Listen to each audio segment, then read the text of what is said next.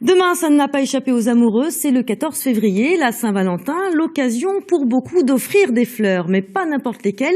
C'est ce que souhaitent mettre en avant les écologistes des Pays de la Loire. Ils ont lancé une campagne pour inciter à acheter des fleurs, mais des fleurs locales et de saison. Lucie Etonneau, bonsoir. Vous êtes coprésidente du groupe écologiste et citoyen. On ne vous attendait pas forcément sur le thème de la Saint-Valentin. Elle est venue d'où, cette idée de campagne ? Cette idée de campagne, elle est venue en voyant la photo de la star de télé-réalité, Nabila, avec ce bouquet de roses surdimensionné. Et on est plusieurs à avoir vu l'impact carbone de ce bouquet de roses. Parce que en ce moment, cette semaine, le projet de loi climat a été présenté et le compte n'y est pas en termes de réduction de gaz à effet de serre. Et on aura des efforts importants à faire. Et en achetant un bouquet de fleurs locales et de saison, on peut faire ces efforts, parce que ce qu'il faut savoir, c'est que 15 roses importées, c'est l'équivalent de 200 km en trajet en voiture.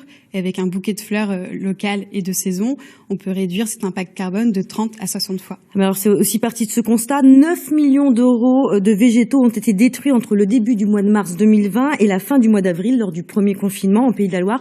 La filière horticole va mal. Oui, c'était aussi l'occasion de faire passer le message sur la filière horticole, qui est importante en Pays de la Loire, puisqu'on est une des premières régions en termes de production de la filière horticole, et à la fois leur apporter un soutien, à la fois travailler aussi sur les filières de commercialisation, et ça c'est le rôle aussi des élus locaux, régionaux, mais aussi de l'État, d'accompagner tous ces producteurs à travailler plus ensemble, à la fois avec les artisans, à la fois avec les livreurs, pour permettre à la filière de se développer et d'avoir des débouchés commerciaux.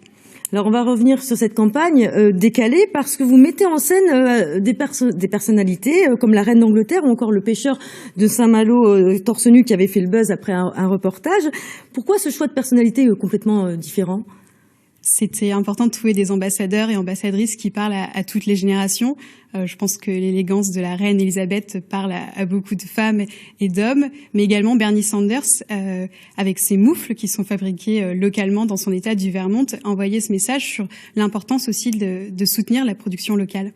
Et vous pensez que cette campagne va suffire à convaincre, par exemple, un amoureux qui souhaite absolument offrir les fleurs préférées à sa chérie, qui ne sont ni de la région ni de saison ?